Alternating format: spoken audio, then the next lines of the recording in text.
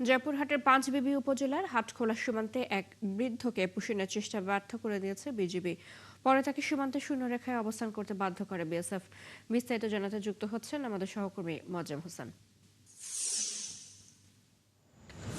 মোয়াজ্জেম, বর্তমানে সীমান্তের পরিস্থিতি কি? সেই বৃদ্ধ এখন কোথায় অবস্থান করছে? বিজিবি এবং স্থানীয়রা এ নিয়ে কি বলছে, সব মিলিয়ে জানাবেন। ধন্যবাদ আপনাকে। আপনি যেমনটি বলছিলেন যে জয়পুরহাটের সীমান্ত যে উত্তেজনা বিরাজ করছে। আপনি জানেন যে পশ্চিমবঙ্গ নির্বাচনের পর থেকেই কিন্তু জয়পুরহাটে না সারা বাংলাদেশের সীমান্ত এলাকায় উত্তেজনা বিরাজ করছে। ঠিক জয়পুরহাটেও ঠিক একই অবস্থা।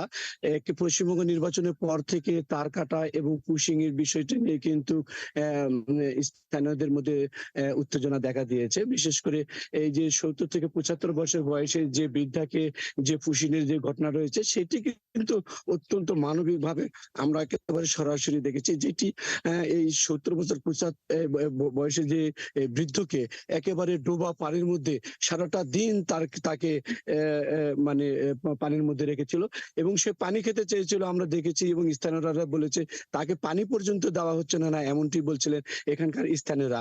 আর আমরা এই গতকাল সন্ধ্যার পরে অর্থাৎ মাগরিবের পরে এই সার্চ লাইট গুলো আপনার সীমান্তর যে লাইট গুলো রয়েছে সেগুলো অফ করার পরে তারা কিন্তু এই বৃদ্ধাকে প্রায় ৯টা ৫ মিনিটের দিকে তারা একটি গাড়ি নিয়ে আসে, তারা স্থানীয় যে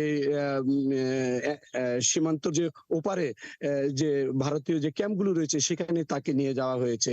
আপনি কি আরেকটু বিষয় বলে রাখি, জয়পুরহাটে এই পুশিনের বিষয়টা নিয়ে কিন্তু আরেকটু উদ্বেগ, একটু চিন্তার বিষয় রয়েছে।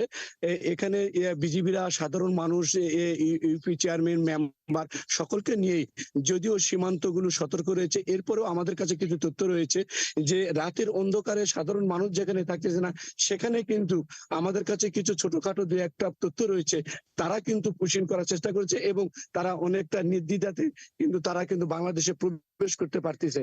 এবং পাশাপাশি আপনাকে আরেকটা বলি, এই বৃদ্ধর সঙ্গে স্থানীয়রা যারা বলতেছিলেন মোট ৫ জন বাংলাদেশে ইন করেছিলেন এবং এরই মধ্যে বাকি ৪ জন কিন্তু ছত্রবঙ্গ বিভিন্ন জায়গাতে চলে গেছে, তাদের কিন্তু কোনো শনাক্ত করা যায় নাই। শুধু এই বৃদ্ধটা দুর্বল দেখে স্থানীয় একজন কৃষককে খাবারের কথা বলতেছিলেন এবং পানির কথা বলছিলেন, তখন তার কথাগুলো এলোমেলো হওয়ার কারণে কিন্তু এই বৃদ্ধকে স্থানীয় লোকেরা ধরে ফেলে এবং বিজিবিকে খবর দিলে সেটি কিন্তু তাকে আবার ব্যাক করে দেওয়ার সম্ভব হয়েছিল।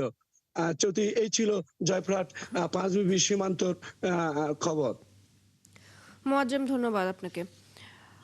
জয়পুরহাটের পাঁচবিবি উপজেলার হাটখোলা সীমান্ত থেকে যুক্ত ছিলেন আমাদের সহকর্মী মোয়াজ্জেম হোসেন।